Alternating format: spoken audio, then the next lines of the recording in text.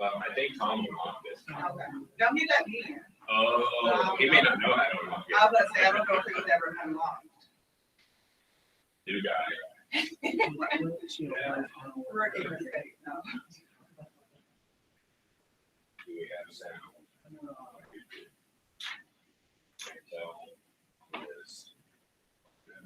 Thank you for your help. No problem. Hope it was helpful. It's been Where do you work every day? I used to work at Ohio House of Representatives, but I now work at OSU. Okay. What do you do there? Oh, it's a fancy title. I am a senior business operations manager. How do you like OSU over Ohio Health? Hmm? How do you move from Ohio Health to OSU? Is that what you said? Yeah. How do you like the change? Well, no. From the House of Representatives to OSU. Oh, okay. It's normal. It's very work friendly, work life balance. It's completely unreal. Yeah. Is that OSU? So I'm with the Government Resource Center, and they do a lot of like public health things, research and development. They work with OEM a lot, part of the commission, infant mortality research. Yeah, but I'm just like HR. They're the smart people. I'm HR. I'm the people. There were a couple of people waiting in their cars. But it's really good. I get to work hybrid, so. I'm sure that's an important job for the people you work with. Oh, yeah, I mean, yeah, but they're super impressive. Like,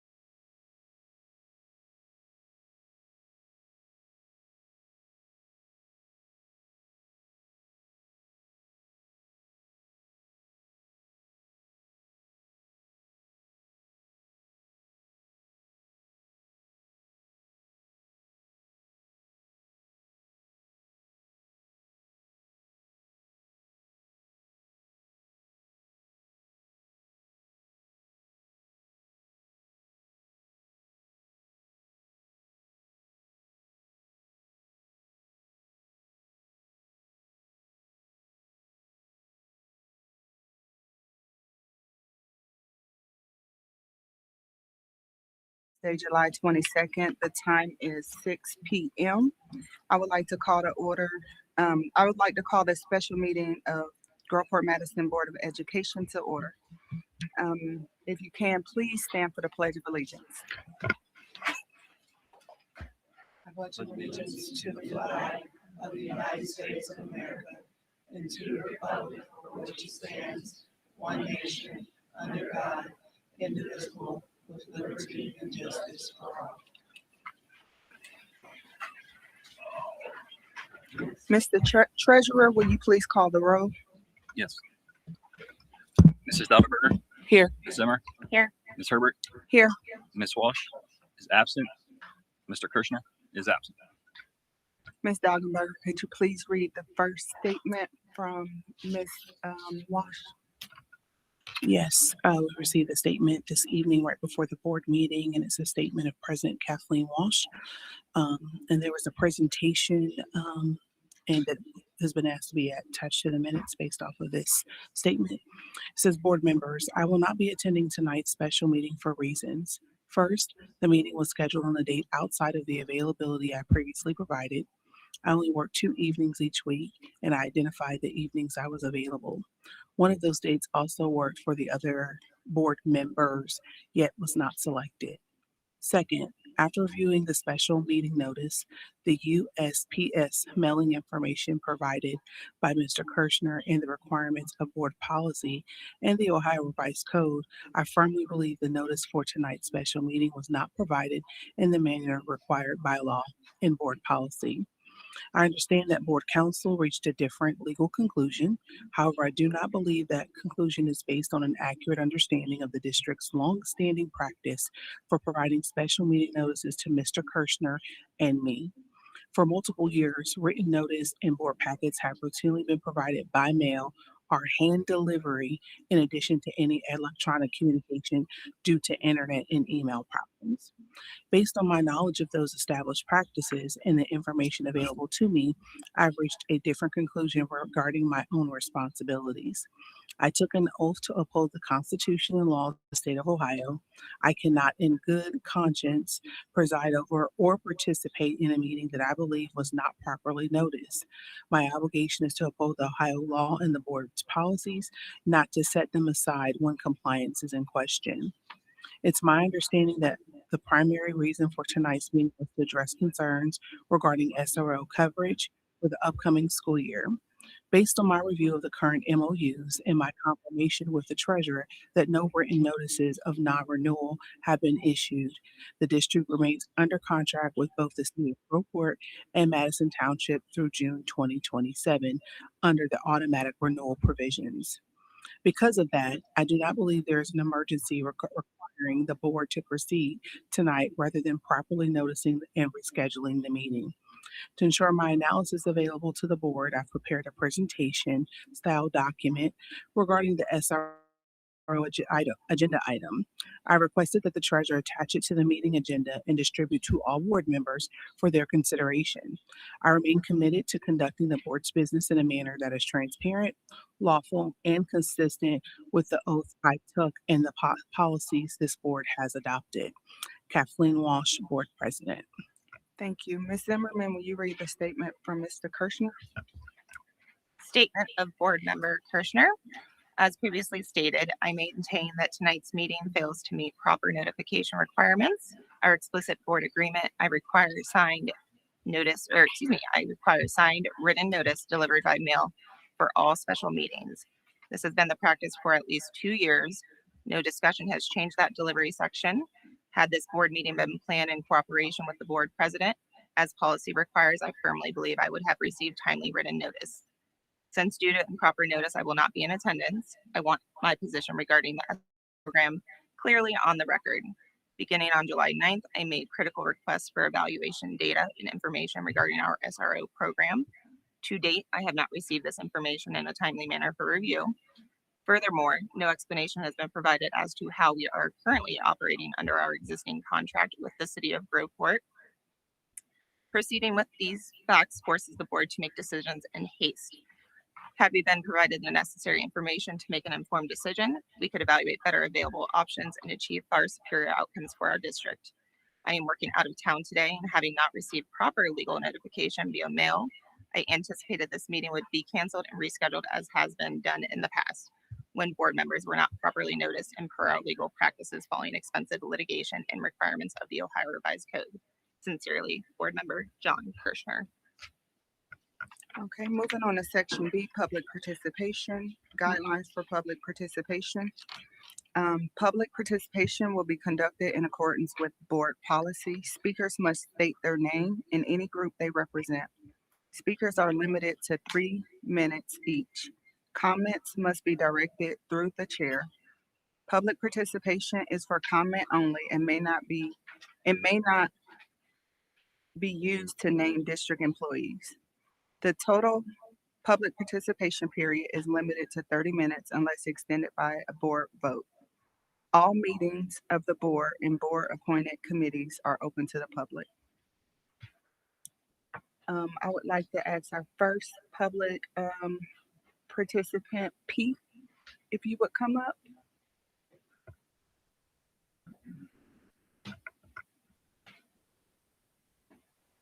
Right, yeah. And I didn't want to butcher your last name, I'm sorry. It's real common now, Casuccio. Okay, yeah. Yeah. Mhm. Just rolls right off the tongue, doesn't it? Just Casuccio, yes, ma'am. I need to do anything else? Name, address, anything like that? Okay. State your name and any group that you represent. Yep. My name is Pete Casuccio. I'm the Vice President of the FOP, Capital City Lodge 9, and I'm assuming you guys can tell what I do for a day job. First off, I want to thank you guys. Whenever we enter into any type of governance position, it is a hardship, right?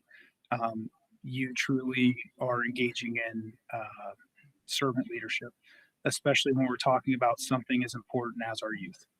You guys have a Herculean task. I appreciate the three of you for taking the time out of your busy schedules to accommodate this. Obviously, the reason that I'm here is the SRO program. I think that the role of a school resource officer in 2026 in the United States is probably one of the more important positions that you can have in law enforcement. In a time when community relations are strained and trust in law enforcement is at an all-time low, it is critical to have these men and women interfacing with children at all different ages. As somebody who grew up on the southeast side of Franklin County, I grew up in Canal Winchester and graduated from there in 2000. So I know what it's like to grow up on this side of town, and I also know what the community is like on this side of town. It's a tight one. You have the tactical advantage of not living in a community of 35, 40, 50, 150,000 people where you're getting an officer from golly knows where. These are folks who live in your community. Their kids go to your school. Building that trust in times of peace makes it so much easier for those young folks to trust those officers in times of crises. A school resource officer is more than just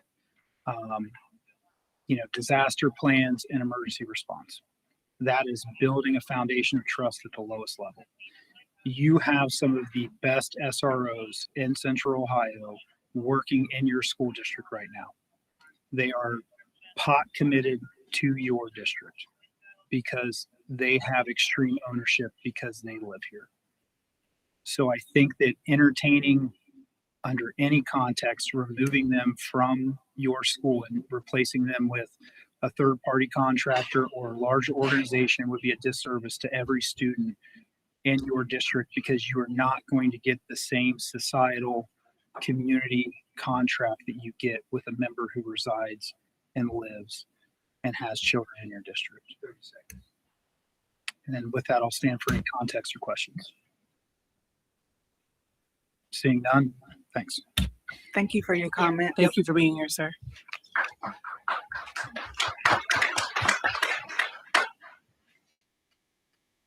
Ms. Deckert.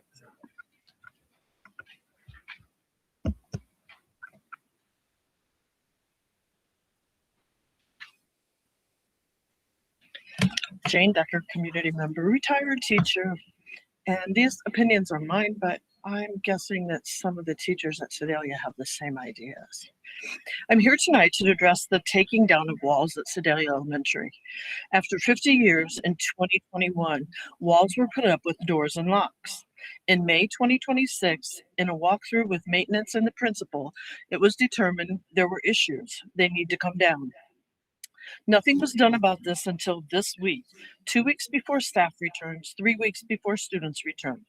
Custodians had already cleaned, waxed, and prepared the rooms as if the walls were going to stay. Why were the walls not appropriately put up the first time? A waste of funds? Why is removing the walls being done so late? The custodians now have to reset the rooms instead of just cleaning one time. The second part of my question is, what's the plan now? What is the plan to stop the disruption of a positive learning environment? There used to be floor-to-ceiling dividers, but they're gone now. 2 of the 8 classrooms that will be affected are next to the entrance exit doors from the mods. Students from the mods are coming in and out all day. Whole classrooms of 25 to 30 students passing your room to go to lunch, music, art, and gym. Sedalia also has 8 special education classrooms, including nonverbal kiddos, who sometimes express their joy, anger, etc. by screaming as they are in the halls.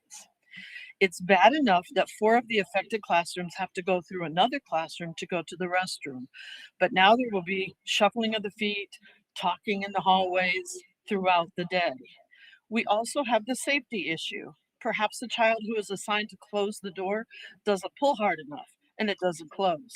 This hypothetically leaves the classrooms vulnerable to any intruder.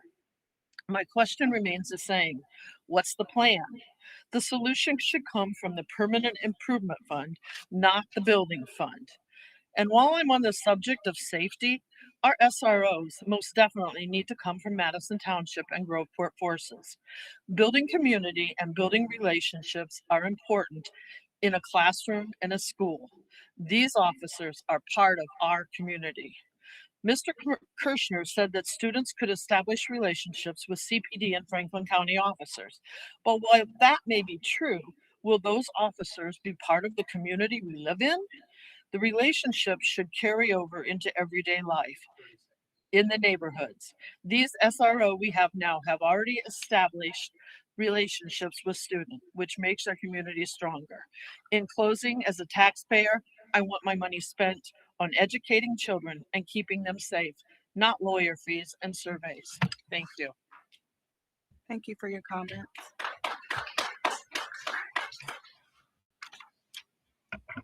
Miss Judy?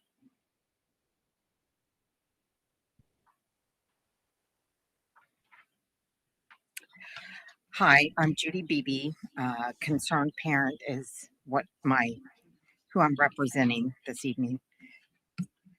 I want to first take a moment and thank our board members for their commitment to our students, teachers, and staff. It is truly a labor of love, and I do appreciate all your time and hard work. On the DC trip, I picked up this shirt, "A House Divided Against Itself Will Not Stand" by Abraham Lincoln. In the Bible, 11:17, but he, knowing their thoughts, said unto them, every kingdom divided against itself is brought to desolation, and a house divided against a house falleth. I knew it was a sign from God to bring this up. When board members use the phrase, the other side, it really speaks volumes with how broken and divided this board is. We should be united with one voice, and that is what we want from our school board. If a school board member is abstaining from a vote, it would be helpful if they stated why so that we understood the reasoning for that. Our staff is exhausted, burned out with all the public record searches during back to school preparations and trying to train all the new staff. I am greatly concerned that our board member whose job is policies and procedures has stepped down from that committee. We all have our strengths and weaknesses. It is only common sense that we use those with appropriate skills where they are most needed. I support exploring SRO contracts, but not at the expense of the safety and welfare of our students, staff, and teachers. At no point during the last board meeting, it was mentioned that there was an 30-day auto renewal. This board clearly misled the public. I thought my freshman was starting his high school experience with a completely new administration and no SROs. I can only assume this board will correct this issue and ensure the safety of our students. I expect an apology from this board for inducing panic and stress on our students, staff, teachers, and parents. Mr. Grove stated in a June meeting that the attorney recommended urgent necessity for the radon remediation. I would like to remind the board members to review the OSBA competitive bidding fact sheet, page 4, under deviating from competitive bidding for clarification. I hope that we can remedy this situation before our students are back at school. I have one last comment, and I could be wrong, but I am pretty sure we had a policy and procedures committee meeting that was scheduled within a matter of a couple hours that 2 of our board members started. Thank you. You can finish. Can we, I'll make a motion if we can extend the time to finish, Ms. Judy, if I could have a second. I'll second. I'm pretty sure that Roll call. Can we do roll call for that? Like this is extension of time. Yeah, time for Ms. Judy to finish her statement, please. First by Latoya, second by Ashley. Yes, sir. Mrs. Duttelberger. Aye. Ms. Zimmer. Aye. And Ms. Herbert. So I am concerned that we have some serious inconsistencies on what we choose to do and what we choose not to allow. And we need to stop that and be united. Thank you very much. Thank you for your comment. Okay, moving on to item C, agenda approval. Are you making a Motion to adopt meeting agenda. I'll second.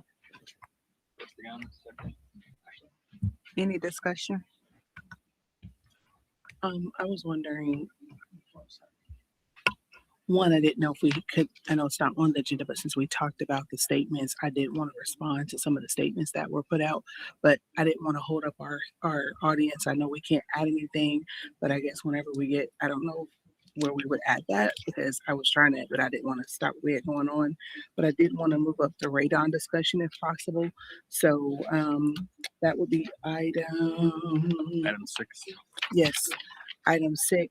And that's the review of the Bureau of Workers' Compensation complaint regarding radon. If that could be after the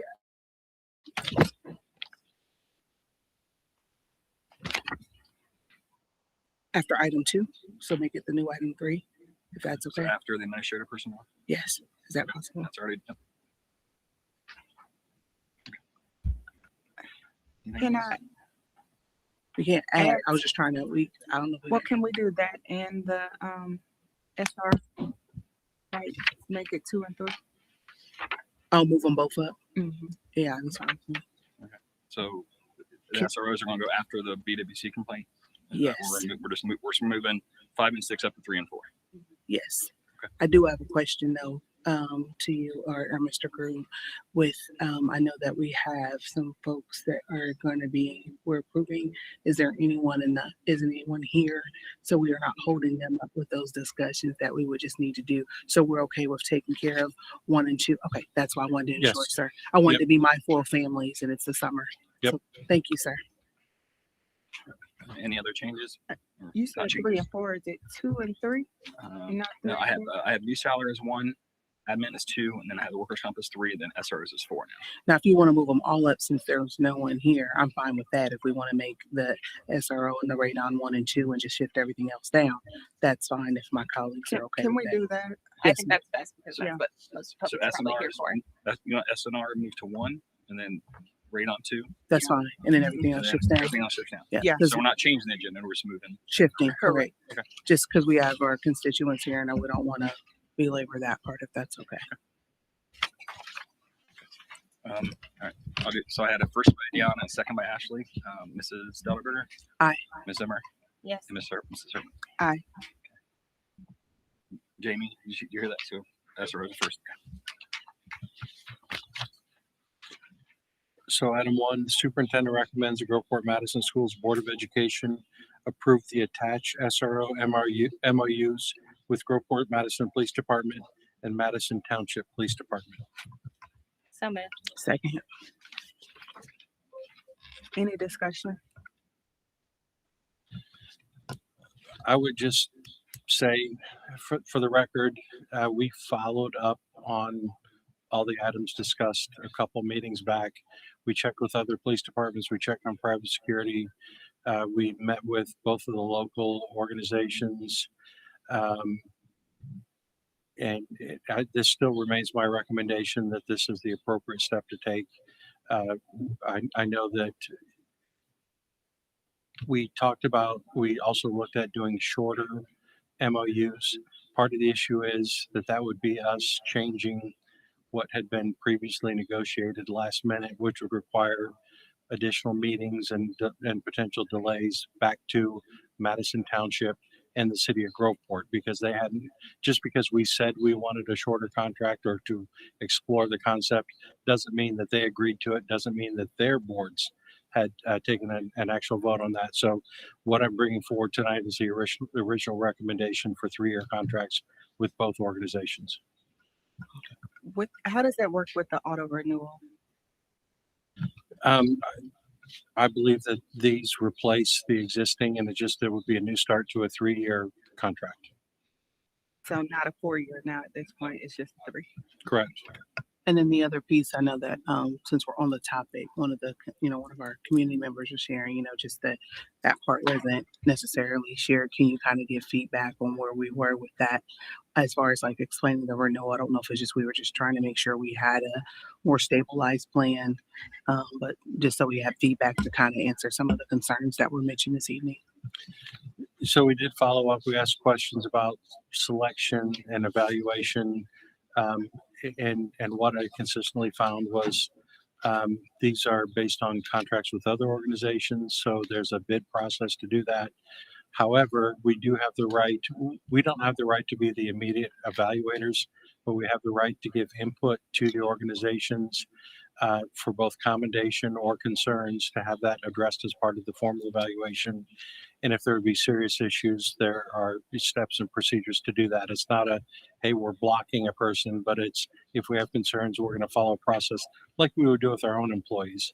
But they are employees of other organizations who work with their supervisors to do that. So we do have a voice. Okay. And then, sorry, one more question. I know that one of the concerns that was brought up at the last board meeting, I know I wasn't here, but I did watch while I was away, about, and I think we also had the same conversation the very, very first time before it came to the vote about making sure de-escalation training and things. I know that the contract is set and they have the immediate supervisor, but how will you all be able to, our board, be able to partner with their boards and leadership to look and confirm that the de-escalation training is there, diversity, non-bias, that kind of thing? And I know it's there, but it's just different when you're working with a large transient community that we have with our students. So just didn't know how that be addressed. And I'm drawing a blank on the actual specific title, but there's a federally recognized de-escalation training program. I worked with our security consultant from Safeguard Risk Solutions, and we believe that it would normally be a 4-fee training, but we can get it paid for to host de-escalation training for us and administrators. So we learn how to work together as a team to work through the process, and it wouldn't cost the district anything. Obviously, we haven't made any specific plans on that because we didn't know exactly how things would look moving forward, but we do have plans to put that in place for de-escalation training. Okay. Mine's is a 2-part question. The roundtable you conducted with administrators flagged some good suggestions. Do we have an internal plan for making sure that building to building, we're having conversations on a weekly basis, and were we able to provide administrators with job descriptions of the SRO so they know what's appropriate to ask for and what's not? Second question, I don't know that we have given job descriptions, but I'm sure that's easy enough to do.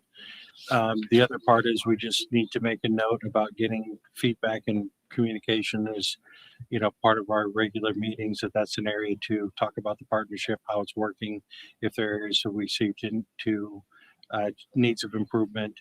And obviously there are different buildings and different levels of interaction that's going on. But I think we need to be more on our feedback loop to provide valid feedback to the organizations. With that, is there a schedule for that? So like when we do feedback, is there a process, or can you go back and get a understanding and at least follow up with us on the board so we can support the partnership further, just so we understand when that can be turned in? Because I look at our escrows kind of like when you have our, a contractor. So no, you don't evaluate them, but you kind of still provide feedback to the contractor on said services or product you're receiving. So just to at least have that we've actually submitted something formally on record, that kind of thing, so we can get in that practice with this new contract. And just a point of clarification, when you said for we would be involved in feedback, are you specifically talking about the board, or are you talking about the administrative team? I would say more the administrative team, but Okay. my thought would be because it's a combination of probably discipline data, incident reports, that kind of thing, that it would probably at least be brought to the board so we know it's going to our township trustees and the city of Groveport, that we're all on the same page and we're kind of keeping a different view on that. And as we're constantly looking at our safety plan, we have a comprehensive safety plan, so this is a part of that this kind of goes in that bucket. So when we start reviewing that again, this is just one segment of that, like with the metal detectors and our security staff. This is just one piece of that puzzle, and our mental health component, that we're kind of looking at everything, and we have that when it's time. I just don't want us to get there and we're like, oh, well, where's your feedback? That we kind of have that plan in place. So I guess I would say, do we have a plan in place right now? I'm going to say no, but we will. I will tell you that it has not been without communication. We meet regularly with the organizations just for ongoing meetings. Additionally, if we have any events or situations, we do event planning to make sure we plan for safety. We also do after situation meetings to follow up to look at planning and refining and how do we handle things. So, but that's just as easy as decide that we're going to, schedule feedback quarterly or some amount, get feedback from the buildings, and then share that and use it formally in writing with the organizations to give feedback to their officers, which honestly, I'm sure they would appreciate our feedback. That's good. And the only last question I had, just so we can understand the auto renewal, and this may take more, and it hit me when we were talking about it. So I guess when we look at the contract with the auto renewal, was it because I would have thought because it was voted no, we wouldn't have been an auto renewal. Is that why we didn't put that out that it was? Or how does that clause work? Because I wasn't understanding it the way it was written. So I don't know if anyone else had feedback on that. That was my last question. The way I read it is you have to give notice, and we did not give notice that we were not renewing the contract, so therefore it auto renewed. I did not look at the previous contract before that board meeting. Right. I honestly don't think any of us board members did. Not to throw anyone under the bus, but I think that was not known until after the fact. And the point of the contract is just to reestablish it. I mean, no one wants to auto renew and not actually have a formal agreement. It's always best practice to do the contract, which is what I plan to do tonight. Correct. To try and get us all on the same page. And And So- me too. Same. Yeah. So since that time, we had a cabinet meeting this week. And we talked about that mid-year, we're going to look at and evaluate all contracts to see when they come up, what the auto renewal clauses are, and take an action there. But to this point, we hadn't really looked at this because I don't think any of us expected that this was going to be an issue. So when that came up, we didn't realize that even existed in there. The 90-day notice is if you're just going to, at the end of a term terminate for no reason, and then there's a 30-day notice for cause if there are performance concerns. And keep in mind, the 30-day notice for cause is at the ability for either side to do that. Part of the reason we had longer term contracts, and I would guess that part of the reason you would have at least a 90-day notice is I will tell you, in my checking with other organizations, it is not easy to find the availability of trained school resource officers to serve school districts. And so you also have to understand that we're paying a percentage of the cost to that officer, but the local organization is also paying for another percentage. And when they're not working with us in the summer months, so there's staffing planning on their part, there's a financial commitment on their part. So I think it's, you know, it's fair from that perspective that somebody doesn't get the rug pulled out from beneath them last minute without a little notice. I'd just like to thank you guys for that information and apologize to any one of our constituents and parents if with any panic or anything, as that was definitely not the intent. But definitely want to acknowledge that if it, with it knowing that it did, we definitely apologize and we'll get this mitigated and communication out. And I just want to state we're actually really lucky. I mean, Circleville just got a school resource officer from their police department, and they were ecstatic about it. Like, it's huge that our community wants to partner with us. So I think instead of calling people out in a form, we need to open lines of communication. You can talk to the chief more positive feedback, possibly negative, hopefully not negative, but just some sort of feedback. So we're on the same page, create that relationship and build it versus getting to the contract to the point where we're pulling out X, Y, and Z happened in someone's opinion and work together versus against each other. And keep in mind, you know, some of this was quite a surprise to me because we have a really good relationship with our local organizations and talk with them. So that was, you know, just a bit of a surprise on our end. It's been a great partnership. The other part is going back to what some other people stated, and I think you saw this in the meeting that I shared with the administrators. The same organizations and officers who are serving our community on the weekends, at nights, or even during the day in other capacities, know what's going on, know if there's a hotbed of situation. We find out about emergency situations if we have to reroute transportation or can't release kids. We find out if there's been things going on in the neighborhood over a night or a weekend that we need to be aware of from a safety standpoint. And that's when you have people who are local and you work with and you have that partnership. I think that really strengthens our relationship, knowing what's going on in the community, that we get that information to the school as well. And I know that we had our the FOP vice president here, Mr. Cascasio was his name. I don't know if there's a way to also, with us having our SROs here, how can we also bridge the gap with our communities that are not served by Groveport or Madison Township?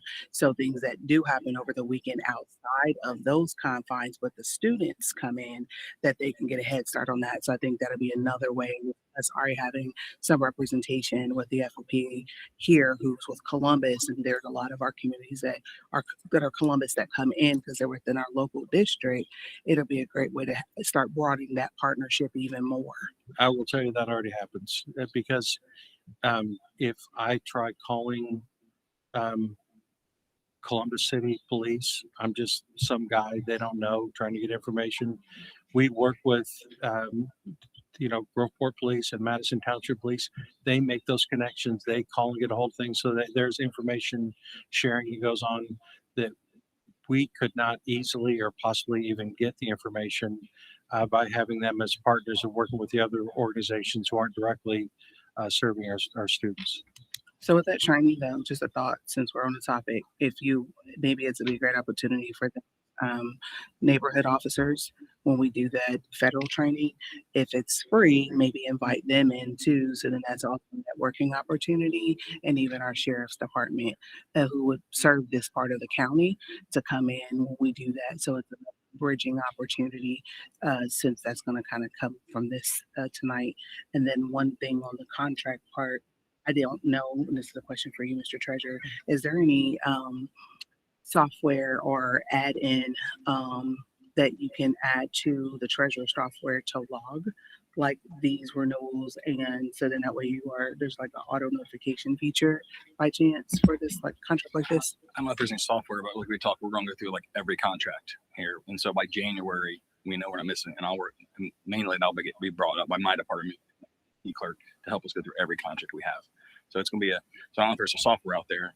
Yeah, like that way you get notified. Like it's a notification, hey, you're 30 days out, unless they're going to put it on the calendar. Like, I don't know if there's like a add in or something like that too. I think we use Frontline or whatever, but I'm the HR side. I don't know what you use, but HR side. so there has to be state something software, like but maybe I'll look whatever into the it. state software, there's a way to add that in. That's one less thing someone's manually having to do once you reconcile correct. Okay. And we use our automation technology to advance. Okay.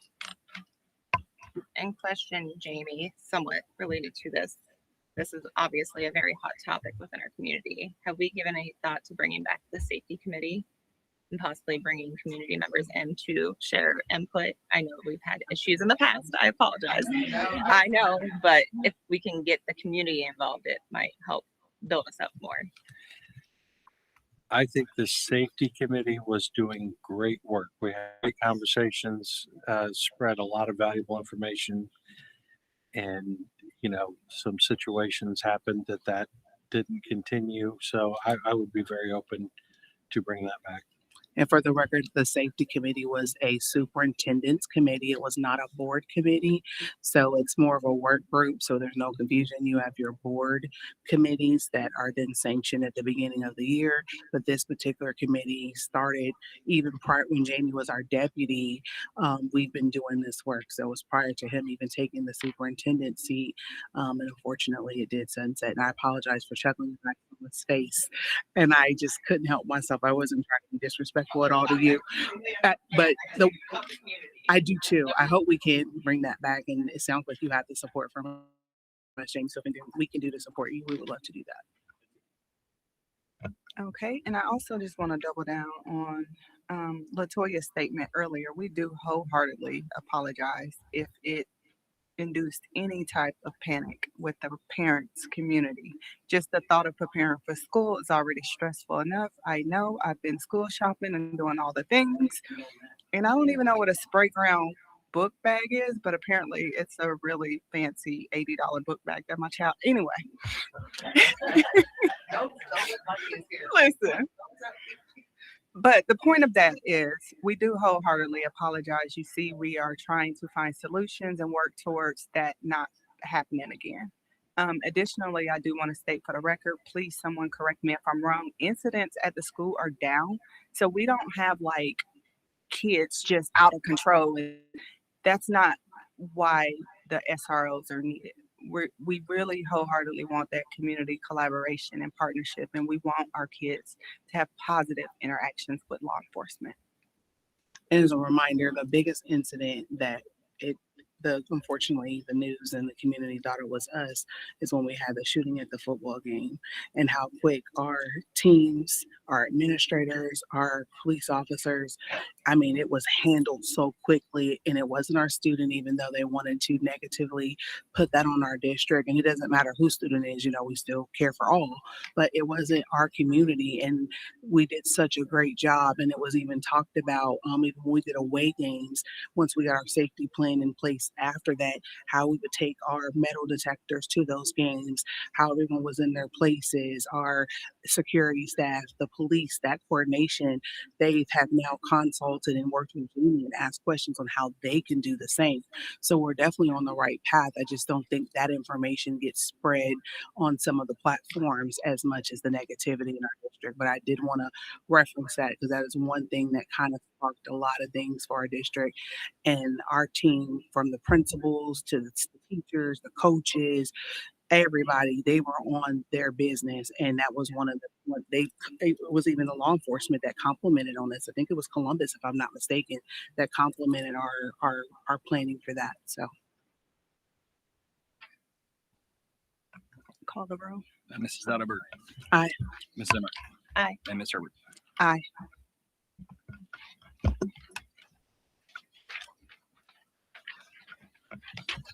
Item 2 is not an action item. It's review of the Bureau of Workers' Compensation complaint regarding radon. I've asked Tom to give a brief overview of the complaint and what's going on. Yeah, so what you'll see in your packet is a front and back, and that was dated 7/2/2026. And this is an alleged violation of safety and health standards based on radon testing. So the Public Employment Risk Reduction Program, or PERP, received a complaint that our radon levels were high in the buildings that are listed here. As you know, Mr. Dodd and his team have done a wonderful job in researching the radon, I think, since about 2025. So he's been in line with everything that we needed to do. And essentially what this complaint states our actions are, or we need to give them a response within 30 days. So that 30 days comes up on August 1st, and Mr. Dodd and I have been in contact with legal preparing a response to this particular complaint. See if I can add to that a little bit. As we know, there's been pretty extensive debate about this situation, even to the fact at one point, I think it was stated that a little bit of radon is good for you.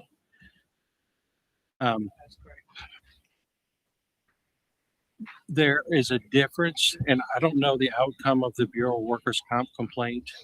OSHA standards on what they require remediation is a different standard than what the Ohio Department of Health is. Our recommendation to do the mitigation is because we significantly exceeded what the Ohio Department of Health told us. So again, I don't know what the Bureau of Workers' Comp findings will be. We will provide factual information to them. And I guess I would address just from a timing perspective, I know it was stated tonight, hoping that we can get things done before back to school. The reality is we've kind of missed the window, which was, and I went over this in the previous meeting, how first we found the one room, then we tested the building, and you can only test at certain times of the year. And then we did that mitigation as urgent necessity over Christmas break. And then we tested throughout the rest of the district and found several buildings are high beyond the range for the Department of Health. I will note that we didn't have any buildings or rooms that were exceeded the OSHA requirements, but far exceeded the Ohio Department of Health. So we're kind of dealing with two different sets of rules. But we'll also say in a lot of things we do, we follow Ohio Department of Health guidelines, whether it's, communicable diseases or other things like that. But by the time when you get a radon test in the window of time in the year when you can test, which is only the winter months, and it's the winter months because your heat is running, and when the heat is running, the building becomes a big chimney, and it pulls gas in, and so you're testing it when what would be the worst level of exposures to know what the elevated levels are. When you do a first test, the immediate recommendation is if it's above levels, you do a second test, you average the two to see if it's going to be above. Then after you get those results, we didn't believe there was time to develop a scope of work, have a company do that, put it out to bid, receive bids, have companies bid on that, award the bid, and do the work this summer. So we tried to do urgent necessity. We had a plan in place to try to get the work done over the summer. Another complication is it's not just radon, there's asbestos abatement that you have to do as well. So I guess separate from this complaint, our radon mitigation, which I think was discussed before, we will go get a design team to develop a scope of work. We'll put it out to bid. It's my understanding, and this could be wrong, but in a little bit of research that we've done, there's only one local company commercially that does radon mitigation. And you have to have a company that knows what's going on to actually develop the scope of work to do that. So if someone develops a scope of work, they can't also be a company that bids on or completes the work.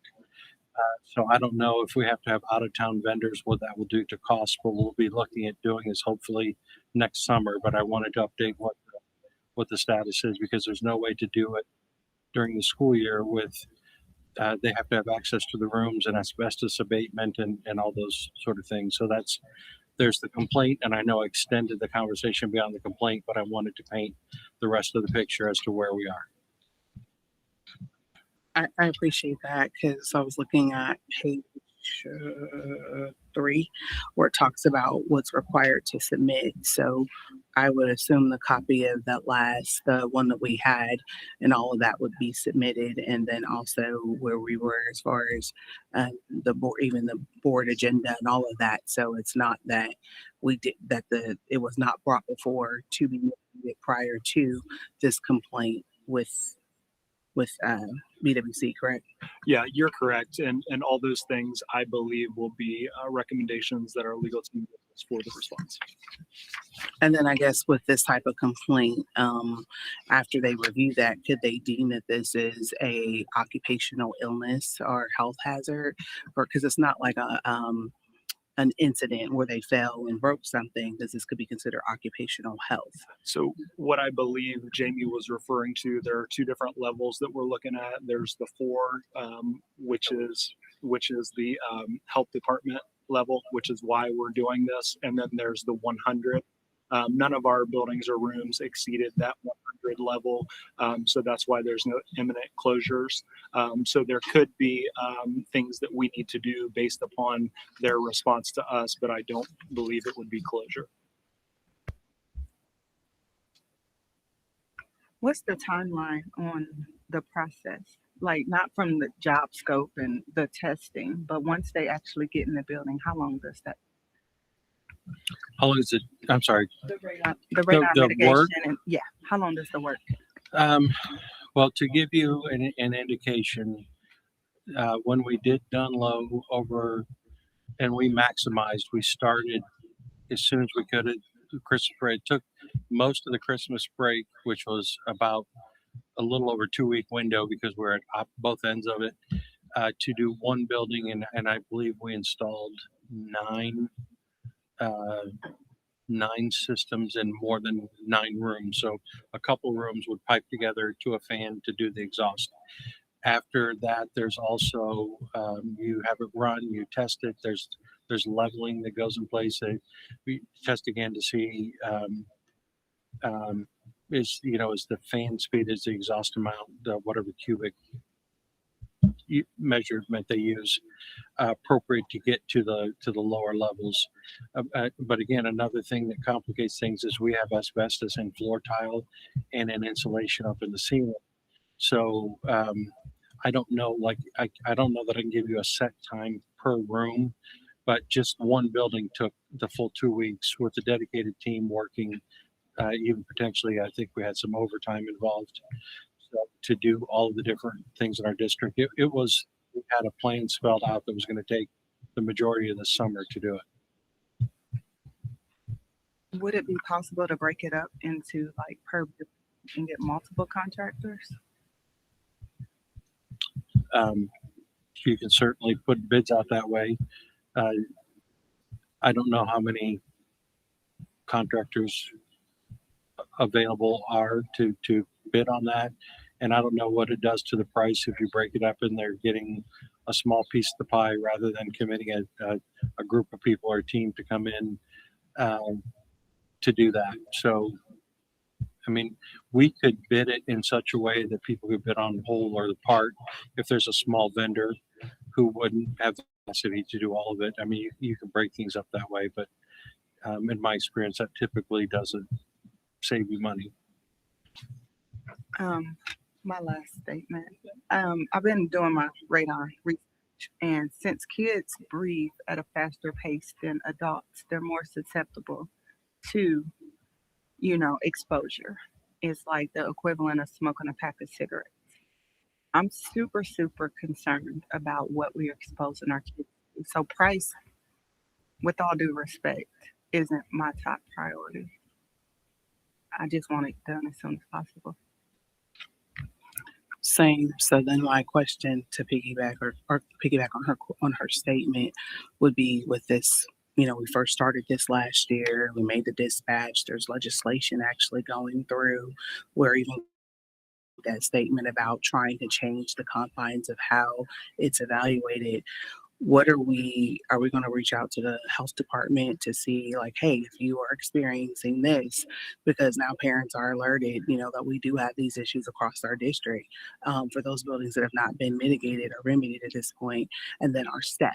So, working with, I guess, OC Health, with the state, with OSHA, so that way we have a process to track. So if there are issues, because we did not pass that when it was because of urgent necessity from admin, how are we going to make sure we're tracking if there are issues that come up? Because all of us have kids in our district, and some of those buildings, not all the buildings have not been mitigated where our students and our staff are.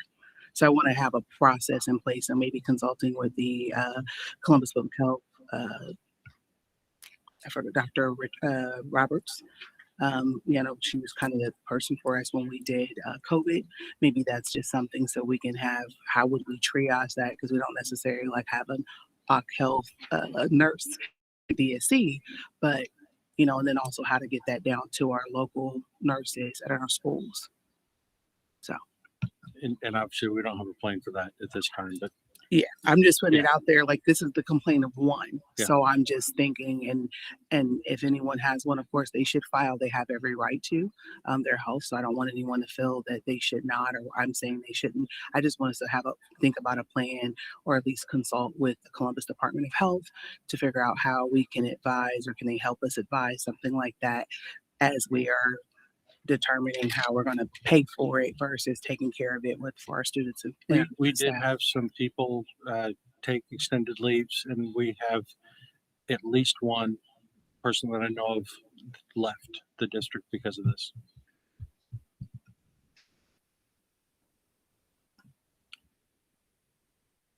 I'm going to ask, and if I'm wrong, then y'all can talk about me or go to legal. I don't care. But I would like to be on that conversation with the Columbus Public Department of Health, if possible, because this could be way more than what we think. And I just really want to make sure we have a plan in place to capture that. And then, Mr. Treasurer, if we run into those issues and there are serious health concerns, and then there's lawsuits and things, what does that look like for our insurance? Because this was not handled when it could have been, and we could have kind of mitigated this. So I just want to make sure we have a plan in place, because I don't want anyone to feel they're working under those type of conditions. So.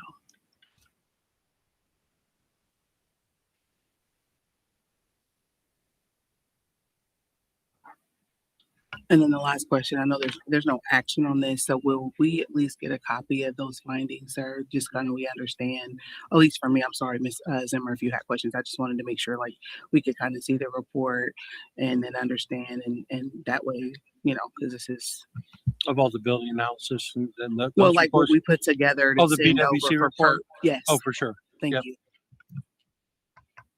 This might be way off basis because I like to Google things, but there are radon mitigation companies that partner with real estate agents. So if one can't get a job done, they then go to a different, if it's not done in a timely fashion. Could we try to consult to see if they have a Are they group residential or commercial? There They are have both. there are a million residential. Yes, they have both. Okay. So I don't know if we could try and contact one of those companies to see who they work with that might be willing to come and conquer multiple versus just one at a time to get it completed quicker. And maybe we could rank the schools and buildings. So I hate to state the obvious, but just keep in mind that anything we do in any plan would require board approval to do that. I mean, we had a plan in place. So, I mean, we can do the work to put additional plans in place, but that'll require board approval for us to do that. Yes, and I know I abstained at the last one because I was worried about the urgent necessity piece. That was my bad. I understand that, and I wasn't trying to cast any stones. It's we can work on getting resolution, or we can bring options for solutions, but ultimately to get that work, and I'm going to go ahead and say this. We have, in several cases and different things, not followed through as a Board of Education. And to some degree, I think we risk getting the reputation that people aren't going to want to work with us. People don't want to go through all the hoops and prep and everything to get ready to go and then be told last minute it's not going to happen. I know we've done that with portables. We've done that with some different things. And so we need to be cautious, and we need to know that we're on the same page as a governance team, that the work we're going to do is going to be supported so we can move forward and do it. I have one last question on this, sir. It's after we submit the report, can they give findings and recommendations on how we do to mitigate this, or could they then determine it's an actual claim and then start a claim process? Because it sounds like this is an inquiry complaint. Then they'll review, then determine. Is that what I'm understanding? Yes, they will review what we submit and then they will give us a response. And that could be anything from you did the right thing to here are action steps.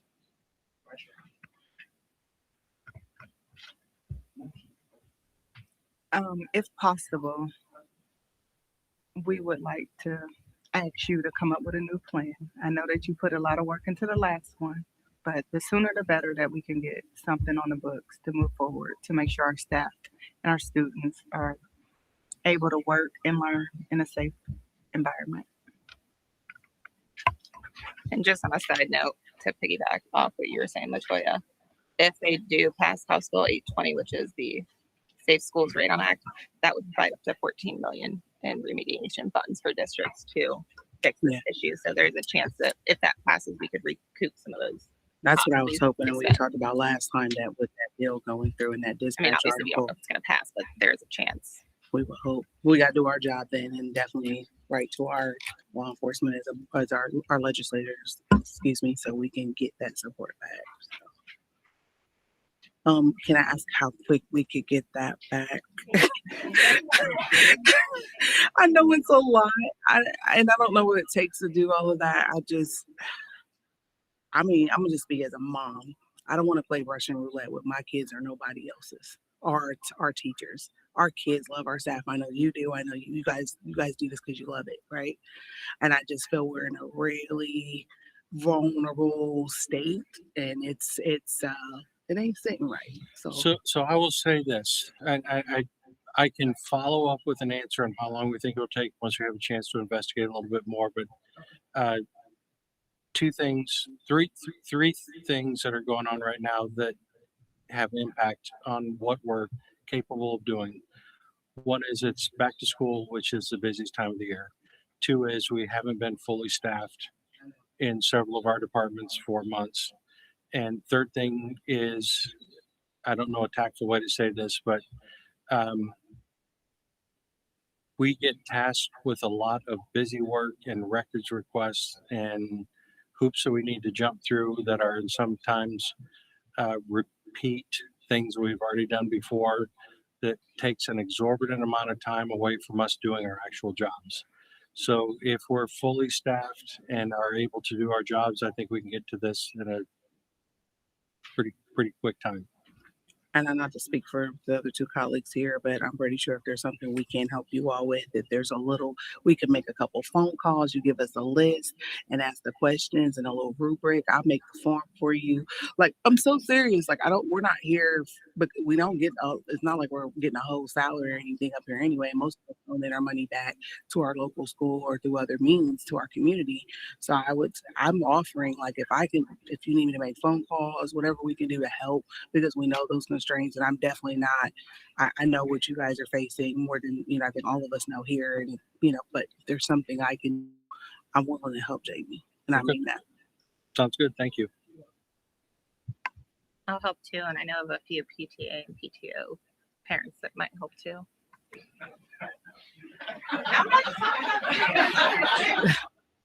And this could be a part of like the start back up of the safety work group for you as a superintendent, to kind of dig in and help and get our community rather gathered around. We've got folks already here. People are reaching out to all of us. So whatever we can do, I know for me, and I know they already spoke for themselves, but let us know, seriously. Sounds good. Thank you. Okay, on to item 3. We are asking to approve the new salary schedule for systems administrator as in the file attachment DSC salary schedule FY 26-27. So moved. Second. So this was on the last board agenda. Last December, I believe, we looked at restructuring. And Nate, I'm glad you're standing up because I'm going to have you come up. We looked at restructuring some positions, and I want to clarify. And this is going to sound odd, but a systems administrator, network administrator, and I'm going to have Nate explain the difference, is different than a principal's an administrator, or Ty is an administrator, he's a communications director. These are technology people who manage systems, and so they don't do administration in the traditional management evaluation role. And we didn't really have an appropriate place to put them. We'll put one of the positions, so we artificially put him in an administrative role because that was as close as we could get to what competitive salaries were. So back in November or December, Nate did salary research with competitive districts and to come up with a classified administrative schedule that seemed to fit the criteria for those positions. And I know I'm already saying more than I probably should, but Nate, I'm going to turn this over to you to explain. No, it's well said. I mean, essentially, in the technology world, the systems or network administrator, somebody that is maintaining the infrastructure of the technology. So that's someone that manages the servers, someone that manages or administers. I do air quotes there. All your server infrastructure, your internal connections, and all that sort of thing. So it's sort of an industry term. But it's not the same as administration in K-12 education.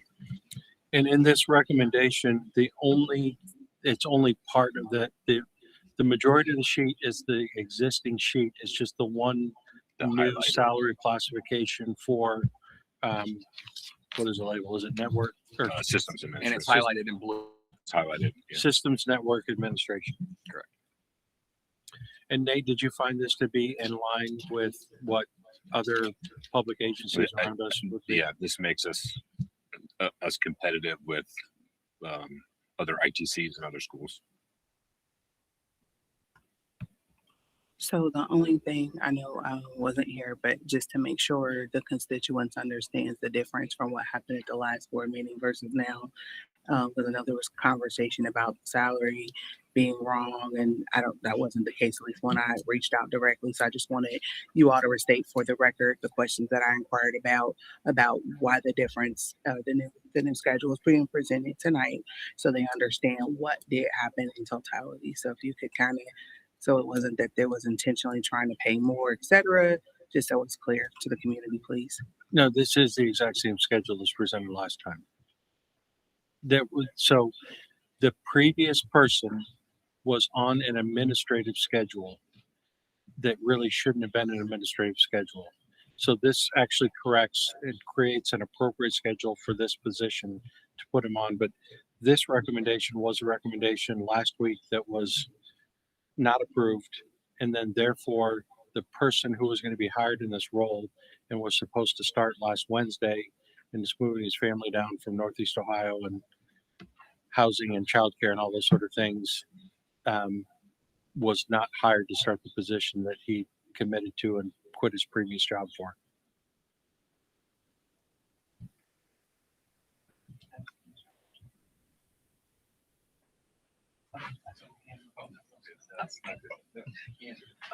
So quick question, how would you categorize this position? Like, is this something that's easy to find? Is it something that's Like easy to find? To fill? Like if No, you need it? especially not at the rate we're paying. Right, I'll say right. that right now.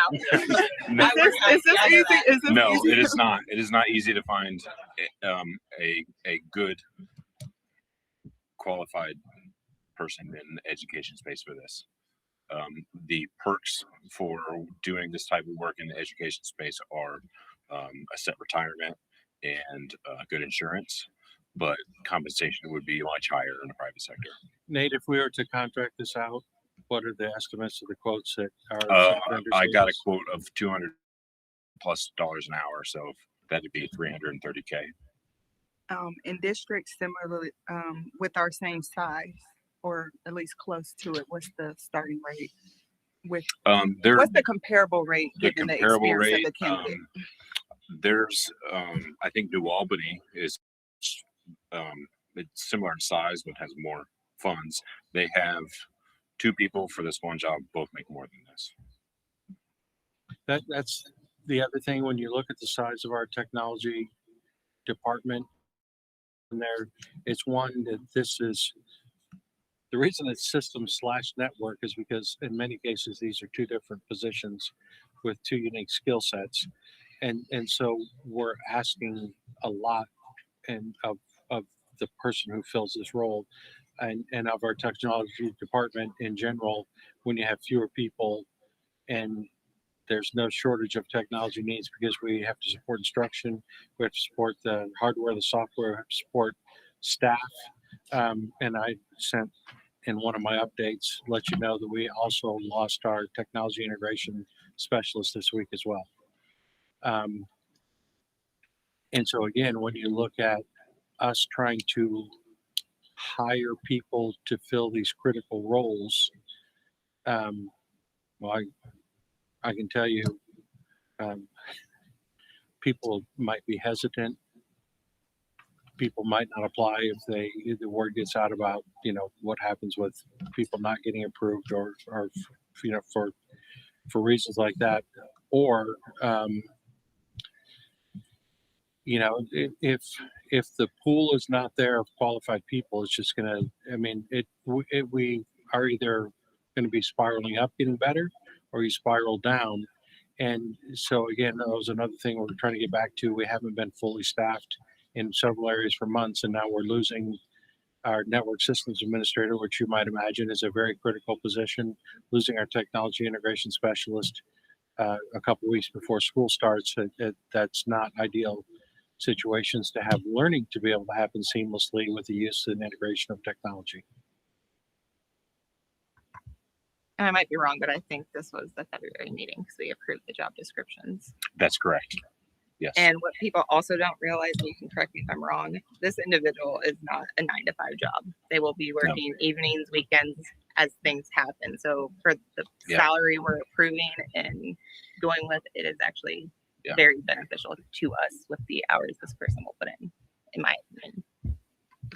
That is 100% correct. There will be, I mean, there will be often be scheduled off hours work because we can't do update to critical systems during business hours.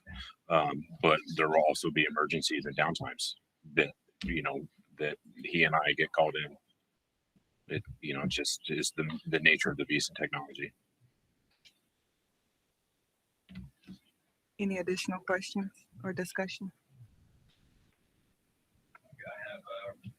I have Ms. Dadaberger first and Mrs. Zimmer second. Roll call. Mrs. Dadaberger. Aye.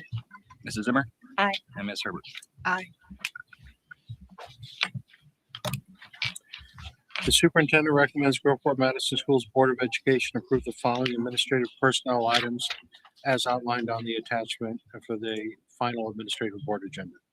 So moved. Second.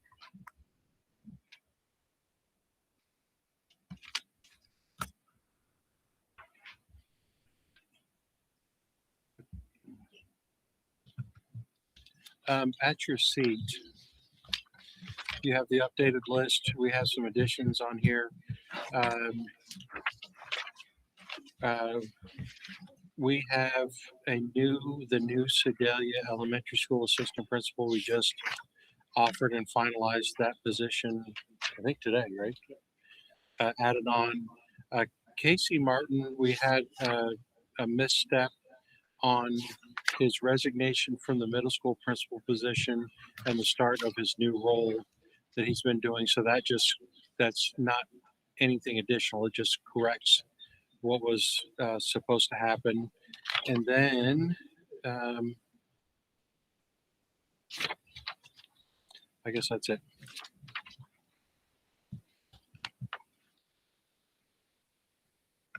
So our new technology person, I was looking for, but since that is on the new classified payroll, that's on a different employment action. Right.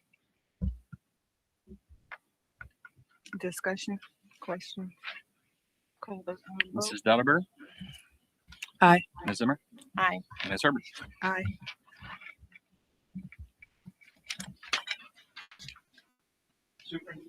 The superintendent recommends the Groveport Madison Schools Board of Education approve the following certificated personnel items as outlined on the final certificated board agenda item attachment.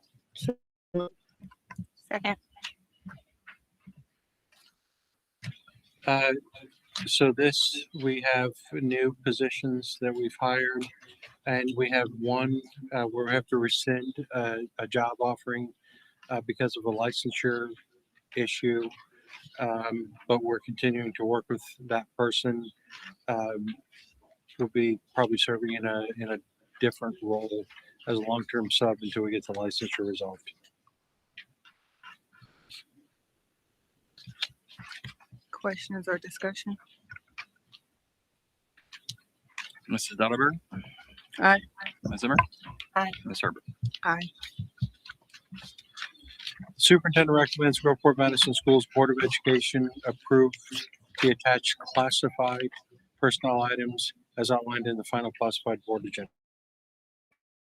So moved. Second. Okay, there are a few classified transactions. The first one there is the systems administrator position in this role. So this is where he would be approved. We have him tentatively scheduled to start tomorrow, and then hopefully get him to do some additional hours to make up for lost time. Thank you for that, sir. So Nate wants us to turn this down, right? But in Okay. seriousness, do we know why? We can't debate too I was long only because joking. Nate's holding his breath right now. I was only joking. Do we know why the technology integration specialist left by chance? I'm sorry, I didn't hear the question. Why the person left? Why the person that just left? Did they share any feedback? She is advancing her career at Worthington in a managerial role. Is that close to home? It's right next to home, yeah. Well, congratulations to you. And she said she doesn't like Nate. I made up that part for the record. In the minutes, I made up that part. That was a bad joke. I made that up. Good. Mrs. First Ashley, second Mrs. Dattelberger? Aye. Ms. Zimmer? Aye. Ms. Herbert? Aye.